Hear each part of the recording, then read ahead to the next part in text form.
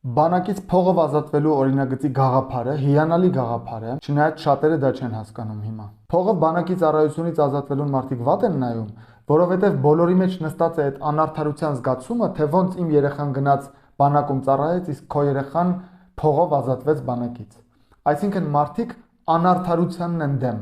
ոչ թե փողին։ Եթե խելամիտ օրենք գրվի եւ կոշտ ձևով կիրառվի, դա հիանալի բան կլինի, դա քաղաքակրթության նշան կլինի պետության համար, եթե կատարվեն մի շարք պայմաններ։ Առաջին պայմանը. բոլոր 18 տարեկանները պետք է գնան եւ որոշակի ժամանակով ձեռք բերեն ռազմական հմտություններ։ Հետո իրենք պիտի վճարեն միայն այն բանի համար, որ իրենց այդ հմտությունները 1.5 տարի կամ 2 տարի չկիրառեն սահմանին։ Պատկերավոր ասած, սահմանը պահելու այդ հերթափոխի պարտականությունից իրենք ազատվեն փոխարենը վճարելով։ Երկրորդ պայմանը. վճարվող փողը պիտի այնքան շատ լինի, որ պետությունը կարողանա այդ փողով առնվազն 2, 3, 4 պայմանագրային զինծառայողի 2 տարով նորմալ աշխատավարձով ծառայության հրավիրել։ Եվ երրորդը ամենակարևորը, պետությունը պիտի միշտ իրավունք ունենա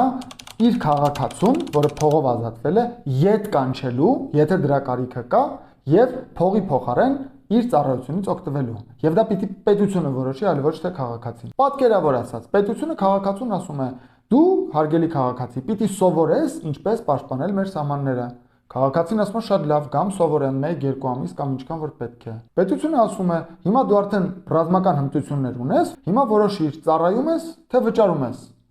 Քաղաքացին ասում է, վճարում եմ։ Պետությունը վերցնում է այդ փողը եւ հրավիրում է այլ պայմանագրային զինծառայողի։ Կամ պետությունը ասում է, չես կարող վճարել, որովհետեւ հիմա ես քո կարիքը ավելի շատ ունեմ, քան քո վճարած փողի կարիքը։ Այդ դեպքում քաղաքացին գնում է եւ ծառայություն է անցնում։ Բնականաբար հասկանալի է, որ այս վերջին դեպքը ավելի շատ կիրառվելու է ռազմական պատերազմական ժամանակներում, իսկ նախորդ կետը ավելի խաղաղ ժամանակներում։ Ինչ կտա այսպիսի օրենքը։ Նախ պայմանագրային զինծառայողները կարող են ավելի լավ վարձատրվել եւ կամաց պետությունը կարող է անցնել նույնիսկ ժամկետային զինծառայողներին վճարելու պրակտիկային։ Թող լինի սկզբից քիչ, հետո կամաց շատանա, բայց ժամկետային զինծառայողները նույնպես, երբ որ ծառայություն են անցնում, եթե վճարվեն, դա կլինի բոլորովին այլ բանակ։ Բայց ամենակարևորը, այսպիսի օրենքը թույլ կտա, որ այն քաղաքացիները, որոնք կարող են բանակում այդ 2 տարին ծառայելու փոխարեն ստեղծել այլ իրենց բնակավարներում, որտեղ իրենք ավելի արդյունավետ են, ստեղծել միլիոն անգամ ավելի մեծ արժեք, իրենք այդ արժեքը կստեղծեն եւ կշահեն թե իրենք, թե պետությունը, հասկանում եք։ Մի գրոտեսկային օրինակ բերեմ, որ ավելի լավ հասկանաք։ Պետությունը յուրաքանչյուր 18 տարեկան առողջ քաղաքացու, արական սեռի, ասում է. դու պիտի մի հատ կով պահես եւ ինձ տաս ամեն օր մի լիտր կաթ։ Բայց պարզվում է, որ այդ 18 տարեկանների մեջ կան որոշ մարդիկ, որոնք կարող են իրենց բնակավարներում այնպիսի արժեք ստեղծեն, որ օրական ոչ թե մի լիտր կաթ արտադրեն, օրական 100,000 լիտր կաթ արտադրեն։ Եվ այս օրենքի բացակայությունը թույլ չի տալիս, որ այդ մարդիկ այդ արդյունավետությամբ աշխատեն, հարստացնելով թե իրենց, թե պետությունը։ Արդյունքում տուժում են բոլորը։ Դրա համար էլ Հայաստանը այսօր 10 անգամ ավելի քիչ արդյունավետ է, քան զարգացած երկրները։ Այսինքն 10 հայ մարդը ավելի քիչ արժեք է ստեղծում, քան 1 շվեյցարացին, գերմանացին, ամերիկացին։ Սա ամոթ է։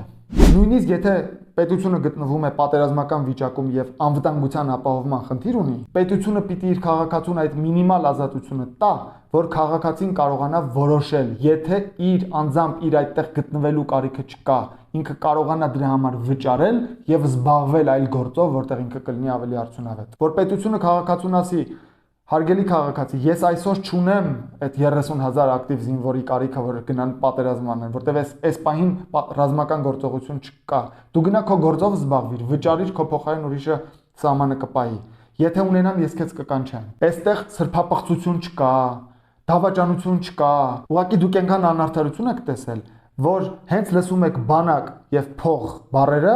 միանգամից ձեր ուղեղի մեջ sense կարմիր լույսը վառվում է ու դուք միանգամից սրբապղծություն եւ դավաճանություն եք տեսնում։ Եթե փող տալը օրենքով լինի, այդ փողը կմտնի ոչ թե կաշառակեր գեներալի գրպանը, այլ պայմանագրային զինծառայողի գրպանը։